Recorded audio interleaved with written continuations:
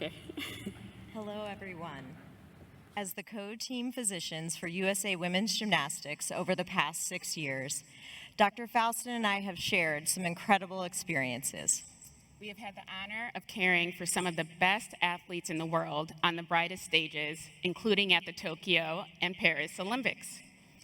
And we are thrilled to share another incredible honor today by serving as your co-presenters for the first, and hopefully not the last, AMSSM Keynote Speaker Awards ceremony. And now for the nominees.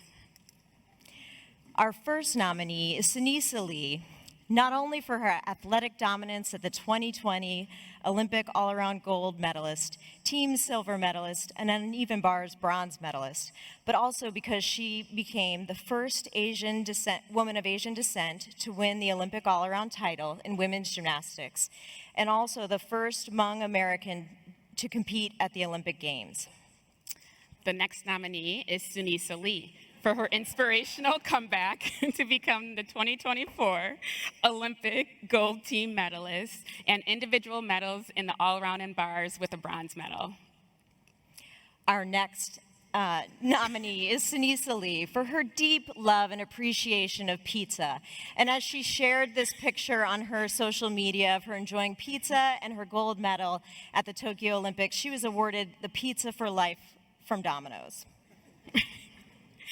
And the next nominee is Suni Lee for her mastery of multiple dance genres, probably from TikTok, and making it to the finals of Dancing with the Stars Season 30. Our next nominee is Suni Lee for her commercial work as the unofficial spokeswoman for pickles, as she was often seen during her collegiate career between events snacking on pickles. And the next nominee is Suni Lee for her seamless transition from sport to fashionista, brand ambassador, and being named one of Glamour's Women of the Year. Our next nominee is Suni Lee for her comedic work when she roasted herself and posted a picture after falling in the Olympic beam final and became viral on TikTok. And the final nominee is Suni Lee for her leadership and vulnerability in serving as an advocate for mental health and kidney disease. And the AMSSM Keynote Speaker Award goes to Suni Lee.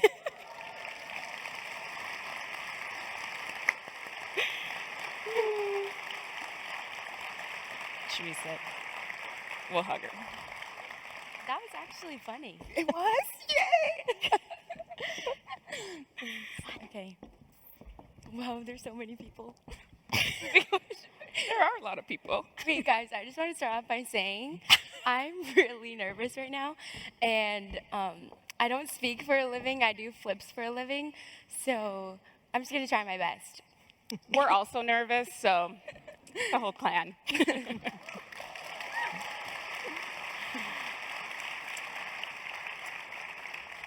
Suni, thank you for being here today. We are all so grateful to hear your story and the way that you've inspired the world and so many people. The first part we want to talk about was your kidney disease. Mm-hmm. Can you share your experience of how your kidney disease developed and how it was diagnosed? Yeah, I would say that it definitely happened overnight. I mean, my ankles started off really swollen, and I just thought that it was because of gymnastics. I recently had an injury at a recent competition, and I was put in 2 boots. So I thought that it was normal, and then waking up the next morning, not even being able to hang onto the bar, not really being able to see because my eyes were so swollen. It was so scary, but I definitely had a really good support system, and that's the main reason why I'm here today. What advice do you have for sports medicine doctors, so everyone here, when they're working with a patient and maybe the diagnosis isn't clear at first? I would say to just listen to the patient. I know me being the patient, it was definitely really scary and hard because my doctors did tell me that it was allergies at first, and I had to kind of just tell them like, oh, I know that you're a doctor, but this is not right. And I just kind of trusted my gut, and I believed in myself, and we ended up getting the right results and the right diagnosis, and I'm just really happy that I did. So I would just say to listen to the patient, ask the right questions, and yeah. And we're all aware, clearly, because we're talking here about it today, that you've shared publicly about your kidney disease. You have not given the actual diagnoses that you do have. But can you talk to us about what it was like to make the decision to go public with that information? Yeah, it was really hard, especially being on social media. I really just wanted to like spill everything, tell everybody what I had, not really knowing like the consequences that it would come with, whether it was somebody trying to diagnose me themselves or tell me that I wasn't going to be able to do this. I definitely had the support from Marcia and Ellen, who were kind of like, no, like you can't really do that. That's probably going to make it a lot worse. But I think it was just really hard seeing a lot of people speculate, saying that I was pregnant or that I was fat and I gained 15 pounds overnight. Like, it was just really hard, and obviously I wanted to speak up for myself. But I had the right support system, and they definitely made sure that I didn't do anything wrong, and kind of just took my time, made sure that I had a plan before I announced anything. And I think to even give better context, when she had gained the water weight, she had gained 45 pounds at one point very quickly, and Yeah. she's still sitting here.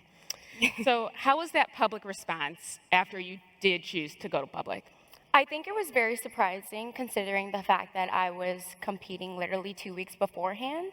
And also just the fact that it happened overnight. You know, it was really difficult, especially social media being my job, constantly having to go to photo shoots and interviews, always being, always having to be picture ready. And it was definitely a really big change when I had to go to competitions and I was sitting in the stands and people were coming up to me like, oh, you look fine, nothing's wrong, like, you should be able to compete. And even just like having my coaches not understand sometimes, it was really difficult, but my trainers at Auburn helped me a lot. I think that they're here, but they helped me a lot, and I wouldn't be here without them. Awesome. And how do you... Oh. Clap away. How do you think it helped your road to recovery to go public with this information?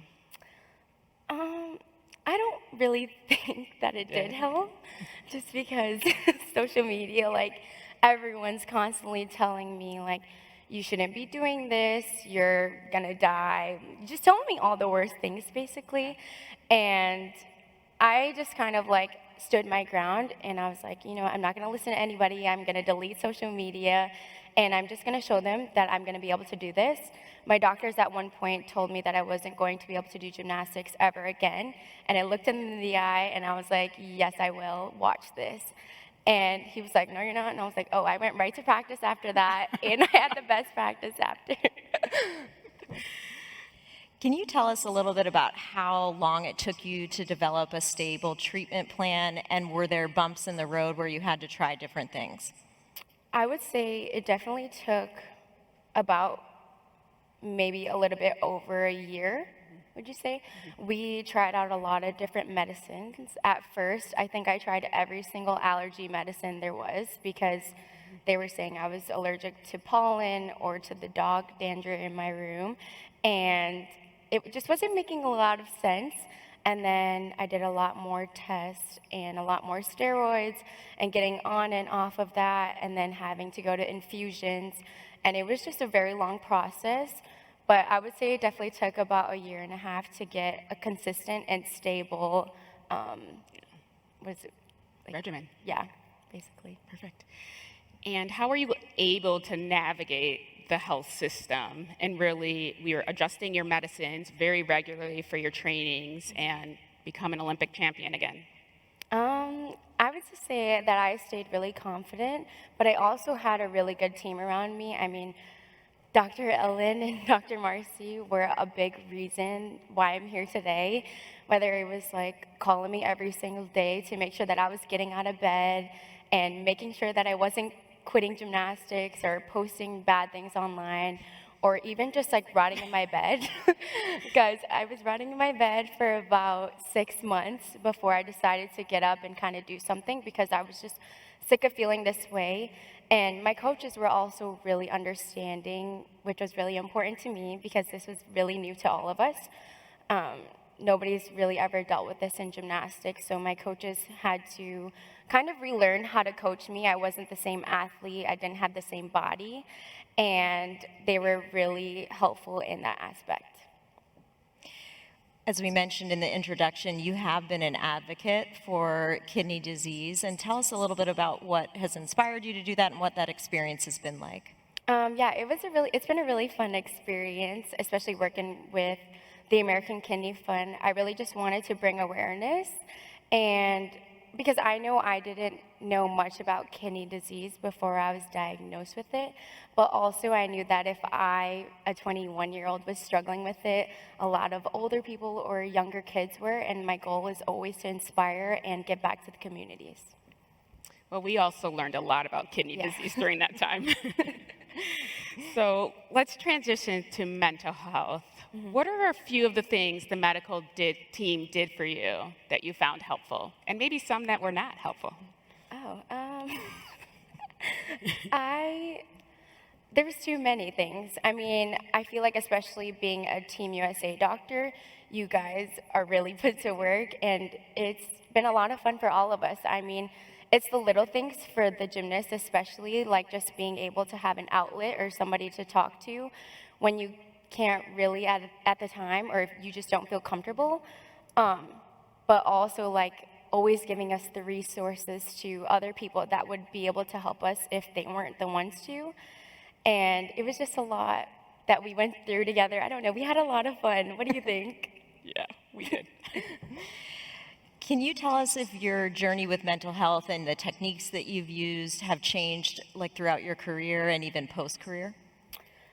For my mental health, I journal a lot, and I am not afraid to speak freely about my mind, which I think has been a skill that I've had to kind of learn and develop as I've gotten older. These two have been a really big part of that. I know that I keep saying that, but I really wouldn't be here without them. They have woken me up in the mornings, made me talk to them about how I feel, the things that I want to get done, my goals for the year, my whole life, basically. And even post-gymnastics, like I really struggled because I didn't know what I was going to do with my life. I have always trained 9 hours a day, every single day. And after the Olympics, I was kind of struggling because I was like, oh, this is like my retirement. Like, I'm not quite sure what to do with my life. I don't know what regular people do on a normal day. A few of us can tell you. Yeah, and I had to learn that. But yeah, it was just really important for me to talk to people and just like get the help I need. I'm also not afraid to ask for help, so that was a really big part of it. And you've been so vulnerable and shown us your strength in talking about your mental health so freely in the public. Why do you think that's important? I think it's important because growing up, I used to be scared of it, and I know a lot of the younger girls are important. And I just know that a lot of people are scared to talk about their mental health. It's not something that you're just gonna like, it's not a conversation starter, basically. And I just feel like I want to inspire people to be able to talk about it because it's okay to not be okay. You mentioned this a little bit in your last answer, but what has it been like post-Olympics and navigating what your passions are and what things are you excited about? It's definitely been different. Right now, I'm in the acting space, and then also I'm trying to do a lot more public speaking just because it's something that I am passionate about and something that Marcia and Ellen always tell me to keep doing more of. But I just want to be an advocate for the American Kidney Fund as well, and to just continue to give back to the Hmong community, any Asian communities. It's just a lot of fun for me, and it's super important because they have been my roots, and I wouldn't be here without them. And what advice would you have if there were an athlete next to you that was struggling with their mental health? What would you tell them? I would tell them to ask for help and to just not be afraid of getting the help you need. Because I feel like for a long time, I was really scared, and I was always very introverted. I don't trust a lot of people, and I was always really scared that like people were just gonna like turn their back on me or make fun of me, because especially being a gymnast, we are taught to just be very closed off. You don't really have a lot of say in anything that you do, and it can be very tough, especially growing up from immigrant parents. I had it really tough growing up. My parents didn't have a lot of money, and I wasn't able to get the resources or the help that I needed. So having the resources now is very, very helpful. There's a lot of sports medicine doctors here, and we work with a lot of athletes in which their athletics is their entire identity. There's nothing else that really helps with giving them a wholesome feeling of who they are. What do you say to both us as sports medicine doctors who are talking to those athletes, but what do you say for those athletes when only their sport is what gives them identity? I would definitely say, like, to the sports medicine doctors, it goes a long way to just have a simple conversation and to just even ask them how they're doing or how their day is going, whatever, because not a lot of people ask us, especially as athletes. Like, we're just always expected to go out there and do what we need to do. Nobody really cares about how we feel until we get injured or something happens to where we can't do it and you can physically see it. But on a normal day, nobody's going to ask that because you're just expected to go out there. So I would just say, like, ask your athletes, talk to your athletes, and really take care of them. And yeah. Perfect. Scary. You kind of already asked that one. Do you want to do the last one? Oh, sure. Yeah, because we're on time. Great. The last thing is we want a fun fact for you. What is something, a secret skill you may have that you haven't shared with the public before? Like breaking news, TMZ right now. Fun fact. Fun fact.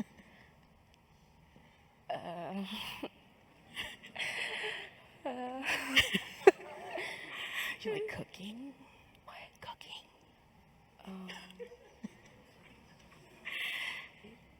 Okay. I can eat a whole pizza by myself. Oh my gosh! Is that a fun fact? That's a great fact. No. That may not be low carbohydrate, but But like maybe I'm like one of the oldest gymnasts for Team USA. that's true. Yeah, like I'm really old, guys. I'm ancient. You can't say that to this group. Oh. We're all older than you. Make us feel even older. All right, so on behalf of Dr. Faustin and myself and all of the physicians here, we want to thank you for being here, sharing your time, and you're just being authentic and wonderful. We really appreciate it. Thank you. Good job, Soon.